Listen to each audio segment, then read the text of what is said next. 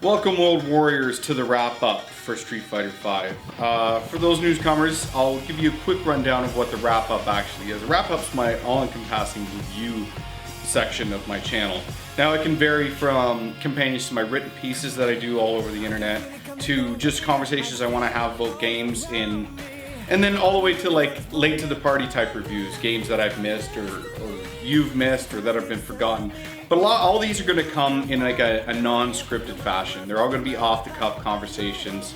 Maybe they didn't fit in the written review for the sake of redundancy, or I just wanted to explore more in depth to certain points or what have you. So that's the wrap-up, and that's what you're in for here. So Street Fighter V is finally in our hands. Some of you had it for longer than a bit, but then again, all of us have had a chance to try the varying beta tests across PC and PS4. And the fantastic part about Street Fighter V this time around is it's going to be crossplay between the two platforms. I mean, you can play PC, PS4, here we go. And I mean, that's a great feature. It's great that Sony and PCs could work together on this to expand the player base. A little rundown of me: I'm a fighting game freak. I've grown up with fighting games my entire life. You can see some of the paraphernalia behind you. I've even gone so far as to cover EVO in 2012. I was fortunate enough to join IGN and cover from there. I just love everything about fighting games, the competitive aspect to it and breaking it down. So yeah, needless to say, I'm really excited about Street Fighter V, but everything's not perfect. So I'm gonna get into some of the things. First, I mean, I'd be remiss not to start with the gameplay. No surprise this time around, the gameplay is relatively phenomenal. It's based around the V skill or variable system, what have you. And this takes the place of focus attacks from the previous games. And it's not exactly like it, but in basic forms, it sort of takes the trait system from Injustice, although Injustice wasn't the first one to do it, and gives more individuality to each character. It can help Bison teleport and absorb projectiles. Same thing with Nash, he teleports. Ryu becomes able to parry attacks a la Street Fighter 3, and so on and so forth. And these all come, you have to use these moves in order to gain V skill in your power in order to use it. And the V, the variable system also supplants the Ultra system and rolls into your Super as well. And to me, it was a bit of a mixed bag. I've always liked more options to use meter, and it is a bit of a backstep from Street Fighter 4, where you had Supers and Ultras, and later you had multiple Ultras to use both, or you select one to have it more powerful. And this, although a lot of people had complaints about Street Fighter 4's Ultras, they were long-winded, blah blah blah. I personally really liked them, but whatever. But this time around, there's only one option for an ultimate attack for your meter. So I'm sure they'll expand it in later patches and what have you down the road. But again, you're taking a step back from the previous games in that way. But Street Fighter V's combat is really taking a step back. It's more easier friendly, not take a step back, but it's just scaled back in terms of the execution needed for certain moves. Gone are one frame links. One frame links are you have one frame to execute certain attacks. Now, a lot of people can pull off more moves quicker. I mean, you still have to practice, and there's a big learning curve, and the ceiling ever expands as you go. But it's going to be more new player friendly right out the door, which is a good thing, but can also be, I mean, it's yet to see where that goes from here. I mean, in my personal experience, I've watched some of the higher level play, and although the game is really in its infancy, it's not as interesting to me from the get-go. But it is relatively balanced, but we'll see where we take it from here. It emphasizes more footsies. It sort of brings Street Fighter back to the original way we used to play and compete and assess matches. Some might even go to say that Street Fighter V is a bit slow. I'm not one that's going to say that. And they've made a ton of really great changes. No longer, you can't chip guys out to win a match anymore, or get the cheese cheat. I think that's a great addition. I hated seeing guys just cheap out. You could stun lock guys and pull off moves that would just chip guys out with long-winded animations and things like that. Those are all gone. The V skill also brings back almost like the alpha counters from the Alpha series. Well, they're called V reverses this time around. And yeah, that's great. Bottom line is the game plays excellent. I mean, I don't think that's ever a question with Street Fighter across the board. It's the deepest fighting game, and that's why it's been around so long. With Street Fighter, you inevitably relate to the roster and the characters there, and this I have a bit of an issue with. It's hard to go from 40 plus characters ultimately what Street Fighter became with 4 and to come out the door with 16 characters. I don't expect them to come out with, you know, anywhere near the amount of characters, but just the number right off the bat sort of bothers me. And you're losing a lot of the favorites. Of course, people can go either way with this. This is just a personal preference of mine, that it's really difficult for me to accept a fighting game with only 16 fighters out the door. But saying that, they all offer something different and they all seem to play extremely well. I mean, there's a ton of returning characters, there's 4 new characters, and there's 4 other characters we haven't seen for quite some time from various Street Fighter games. And the DLC is coming fast and furious. The great thing about Street Fighter V around is it's a platform this time. There's not going to be, you know, the old adage joke or that was played out, you know, Street Fighter V Ultra Turbo Smack Your Mama in the Face edition.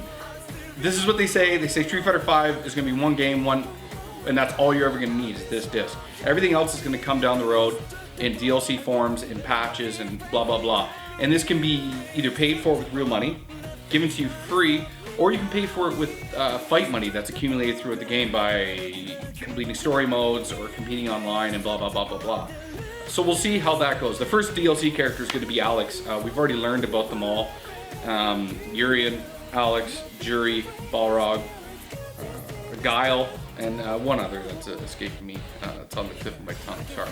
But yeah, and they say they're going to get these out about a tune of a character a month. We'll see if that's able to do. If they can, great, because it's really hard to balance characters and implement them as you move forward. But yeah, I mean, some of the characters are great, some of the returning casts are great, some of the newer additions, for instance, like the latest one was Fang, or Fong, however you want to say it. I think the character's absolutely absurd. The character design is stupid. I know it's intended to be like that, but I don't mind the poison attacks. Actually, I think the inspiration for that character came from an old Jet Li movie, Lords of the Wu-Tang or something like that. There was 2 twins that fought with this poison that shot out of large cups. I mean, that's immediately what came to mind. Maybe I'm crazy, I don't know. But the character just, he doesn't seem interesting. I watched him play by some competitive legends and things like that. The character doesn't seem interesting. I think he's aesthetically ugly anyway. So, I mean, out of all the cast, that's probably the only one I have a problem with, but the number of characters bother me. Also, the stages implemented here. I'm a big fan. I know it's something that people probably don't care about, but me, I mean, I'm a big Street Fighter fan. I used to love how every character used to have their own stage. No matter how cliched they are. Dhalsim with, you know, fighting with the elephants in India, and, you know, the announcer would say where each stage was. And those are sort of gone now. Like, each stage just is a place that you fight in and has all these generalities and that sort of don't fit with the character. I don't understand why each character, there's only 16, each character can't have a stage. And also, with the way fighting games have evolved and character stages evolved, again, I'm going to move to Injustice. And, you know, I'm using this comparison a lot. I have to say, I don't love NetherRealm games. I'm not a Mortal Kombat fan at all. I don't like block buttons, for instance, in my 2D fighting games. I really liked Injustice, though, and they did a lot of things right. And stage transition and things like that. I just love that next level way to play and strategy rather than just be 2 guys battling out on the stage. Of course, Injustice, again, wasn't the first one that did it. Dead or Alive and Keep Going implemented stage transitions, stage destructibility, but this seems to be sorely lacking in some of the stages that are in Street Fighter V. And the textures are a big problem as well. Like, for a game that's next gen implemented, there are some liberties taken in the visual prowess. For as good as the game characters looks and how the game plays and performs, the backgrounds leave a little bit to be desired, I should say. Now, getting back to the DLC, we all know the fully fleshed out story mode isn't coming till a couple months later. which is great, but I don't understand why this game had to come out now in this respect, especially in lieu of just how bare bones this game actually is. I mean, yes, you know, you compare it to Ultra and you say that, but even against vanilla Street Fighter 4 when it came out, I mean, you don't even have an arcade mode. It's sorely lacking in offline and online modes. I mean, multiplayer rank matches aren't available, and you could just keep going with story DLC and I know a lot of longtime Street Fighter players really don't care about single player content at all, but you cannot deny how important it is to today's fighting game and the genre. A lot of new gamers, they don't want to just jump in and the only thing they have is getting their butts kicked online or going into a training mode and just grinding away. That's just not the way they partake in the game and digest it. Like, again, NetherRealms implemented these fleshed out story modes. It can be debatable how good they actually were, but they eased you in and taught you some basics of the game without just being a training stage. And let's face it, like, Street Fighter has this lore and it has these characters that are supposed to grow and evolve. I recorded a video almost a year ago now, and it was about how Street Fighter needs to start meshing the story and the characters into their game. It's like they've let all the heavy lifting go to comics, manga, and movies, that we have this gigantic history of all these characters and how they've grown through all the iterations of the games and the Alpha series, and you try to weave this story together, yet the games that they're actually based on really don't give a shit about implementing any of this. And whether you care or not, I don't understand how Capcom hasn't realized that this stuff is actually could be important, and it can just, if it engrosses even 10 to 15% more people into the actual game and brings in more audience, I don't understand why they haven't paid attention to it with this more. And I know they're giving us the story mode that's coming in there, but the revelation is only like a 1 or 2 hours of actual story. And I'm gonna be honest, that's just not enough. Like, again, you have all these characters, M.Bison, how his organization has grown, and Ryu trying to fight back the Dark Hado or whatever. These, whether you find them compelling or not, again, these are the stories that the characters are based on. And like, how old is Ryu? What's his struggle? Has the only character, and I loved it, the only character that seems to have evolved in some sort of way aesthetically was Bison. He has gray hair like me, and that's awesome. Like, that just shows time has passed. These characters have changed. Maybe their powers have evolved. I want to see some resolution to some of these fights that have supposedly taken place. Like, we only know the resolution to like a handful of fights out of all these characters and rivalries, and that's really like Ryu and Sega. We still don't know the canon sort of resolution between Ryu and Akuma and how all that went down. We only have some comics and things like that to go with. No official word. And to me, that matters to me. It may not matter to you, but it matters to me. And I wanted to see more of that. And sadly, Capcom really isn't going to be addressing that this time around, despite what the rhetoric was before release. They were going to have this expansive story and they were going to match any other game in the genre. It doesn't really look to be the case. Look, I know they wanted to get this game out the door before, let's face it, EVO. And that's the ultimate showcase for these games on the biggest stage. But why now? I have to say, in the grand scheme of things, I don't know why Street Fighter V wasn't delayed at least a month to get a content complete game on day one. And that's not, I mean, the online and offline modes, the story modes, more characters. Now we're getting some word that some of the performance issues that may not affect other games and genres, but they really do affect fighting games more and more. Even a few frame drops on certain stages affect the way the game's played, from input lag to the way it's processed. I mean, that's why I don't know why Capcom has these problems developing on, it seems to be really on Sony platforms, from Ultimate Marvel vs. Capcom 3 to Street Fighter 4. That's why when you watch these competitions, the battles all take place on certain stages, like training stage, which there's really not a lot of assets and action going on in the background, and Ultimate Marvel vs. Capcom always used Bond World, which I hated that stage. But it's just, this is the way to give an equal playing field and no excuses to the competitors. And the fact that this is rearing its head again after multiple betas, that still none of them ever went good, and even now on day one the servers aren't up to snuff. And the day one crowd is lighter than ever. There's no Xbox players this time around. And no doubt there's a ton of players, but Jesus Christ. Like online is like the heart of these games, and you can't have this fleshed out on day one. This is a massive problem that I just don't find acceptable at all. I mean, my previous video was talking about how games these days are better when you wait. And I'm just gonna flat out tell you, you're better off waiting with Street Fighter V right now. You don't get a content complete game. And when you do turn around and play it 2 months later, you may get a cheaper price, and you just get more content at your door, in your hands. Again, this game really should have been delayed 1 to 2 months. And then still you have a ton of cushion in between release and Evo, and maybe another 1 or 2 characters as well. Like, I don't understand the need to get it out in February. Again, Street Fighter V plays phenomenally. Everything you want as a fighting game fan is there.